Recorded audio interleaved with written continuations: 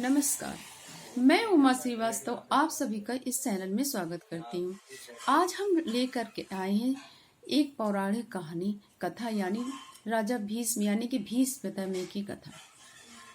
क्योंकि जैसे कि हम लोगों के मन में सभी के मन में ये जिज्ञासा होती है कि जैसे भीष्म पितामह थे वो तो बहुत ही अच्छे थे, लेकिन उनको कष्ट इतना क्यों मिला, उन्हें सरसैया पर क्यों लेटना पड़ा। तो ये एक बहुत ही जैसा कि हमने आपको बताया कि हम लोगों अध्यात्म से ज्यादा जुड़े, शुरू से ही भगवत सुनिए और भागवत ग्रंथ हमारे यहाँ भी है और हमने कई ग्रंथों का अध्ययन किया। तो उसमें एक कथा ये आती है कि एक बार भीष्म पितामह जब सरसैया पर लेटे थे तो उन्होंने कर्ण भगवान से कहा कि ये बताइए कि मुझे इतना कष्ट क्यों मिला। ऐसा तो मैंने अपने जीवन में कभी कोई कर्म नहीं किया कि मुझे एक फल भोगना पड़े। तो कर्ण भगवान बोले कि हे भीष्म पितामह जी, कर्मों की गहन गति होती है और ये कर्म हम आपको पिछले जन्मों में ले चलते हैं, ये आपके इस जन्म के कर्म का फल नहीं है। तो फिर भगवान कृष्ण उनको भीष्म पितामह को एक दिव्य दृष्टि प्रदान की और उन्होंने कहा कि आप अपने पिछले जन्मों के कर्मों को देखिए। तब उन्होंने 1 2 3 4 इस तरह से उनको जब 49 जन्मों का फल दिखाया, तो 49 जन्म तक इनके कर्मों के फल बहुत अच्छे थे, बहुत ही सुंदर थे। लेकिन जब 50वें जन्म पीछे गए तो उन्होंने देखा कि वो भीष्म पितामह ने अपनी दिव्य दृष्टि से देखा कि वो एक राजा थे और वो राजा थे और एक बार इनकी सवारी कहीं, जैसे कि राजा लोग भ्रमण करने निकलते थे, अपने राज्य का हालचाल लेने के लिए निकला करते थे। तो जब भीष्म पितामह की 50वें जन्म में, पिछले 50वें जन्म में सवारी जा रही थी, तो स्वाभाविक है जब राजा निकलते तो नागरिक भी जागरूक हो जाते हैं, उनके साथ सैनिक भी होते हैं, रास्ता साफ करते हैं इस तरह से कि कोई राजा को दिक्कत ना हो।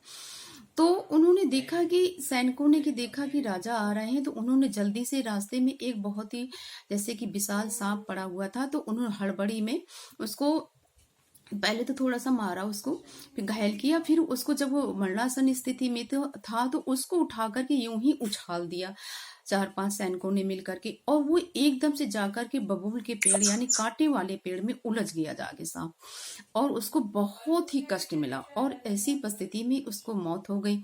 फिर जब वो 50वें जन्म का दिव्य दृष्टि देख के जब भीष्म पितामह आए तो उन्होंने कहा, महाराज इसमें मेरी क्या गलती। कर्ण भगवान बोले भीष्म पितामह की भगवान जी हमको बताइए इसमें हमारी क्या गलती है। बोले कि देखो, जब राजा होता है वो प्रजा का संरक्षक होता है। और उसमें भी यहाँ जो भी पहले के राजा होते थे वो बहुत ही ध्यान देते थे कि प्रजा अच्छी तरह से रहे, सुख से रहे, कोई गलत काम ना हो, कोई पाप ना हो। और वो अपने रात में निरीक्षण करके भी निकलते थे, गुप्तचरों से पता लगवाते थे, क्योंकि ये वह युग बहुत ही सतयुग जैसा युग होते थे। तो कृष्ण भगवान ने कहा कि अगर ये हुआ है कि तुम्हारे लिए ही हुआ था, तुम्हारे निमित्त हुआ था, तुम राजा थे, इसलिए वो अजगर सांप मरा, तो उसकी आय, उसकी बद्दुआ और उसका फल तुमको प्राप्त हुआ, इसलिए तुम्हें इस सरसैया में लेटना पड़ा। तो हमारे कहने का मतलब है कि जैसे हम सब लोग परेशान हो जाते हैं कि अरे हमें ये दुख क्यों मिल रहा है, हमें ये कष्ट क्यों मिल रहा है, या हम लोग देखते हैं कि हम कोई भी व्यक्ति होता है, हमने तो ऐसा कोई काम नहीं किया, फिर हमें इतना दुख क्यों झेलना पड़ रहा है। तो ये आप मत सोचिएगा, ये हमारे एक नहीं, दो नहीं, कई जन्मों के पिछले कर्मों का फल होता है। लेकिन ये फल तुरंत क्यों नहीं मिलते, कभी किसी को तो इसी जन्म में मिल जाते, किसी ने बहुत बुरे काम किए लेकिन वो बहुत ही सुख होके मरता है। तो इसका मतलब है कि उसके पूर्ण कर्म प्रबल थे। यही भीष्म पितामह ने कर्ण भगवान से प्रार्थना की, बताया, कहा, पूछा कि अभी तक क्यों नहीं मिला। तो कर्ण भगवान ने बोला कि तुम्हारे 49वें जन्म तक इतने तुमने अच्छे कर्म किए थे कि वो पूर्ण कर्मों ने तुमको उसका फल भोगने नहीं दिया। अब तुम्हारे पूर्ण कर्म क्षीण हो गए थे और तुम्हें मुक्त होना था, यानी कि हमारे पास आना था, तो हमें ये कर्म फल का फल तुम्हें भुगतवाना था। कहने का मतलब है कि जैसा कर्म करते हैं वैसा मिलता जरूर है, इसलिए हम लोग बहुत ही अच्छे भगवान का नाम जप करें, ऐसा कोई काम ना करें जिससे कि किसी को कष्ट हो या दुख हो। ये जानकारी, ये पौराणिक कथा हमने सुनी, पढ़ी, तो हमने सोचा आपको जानकारी दें। ये बहुत ही सुंदर कथा है, शिक्षाप्रद कथा है। अगर मेरी कथा आपको पसंद आई हो तो मेरे चैनल को सब्सक्राइब करिए। नमस्कार।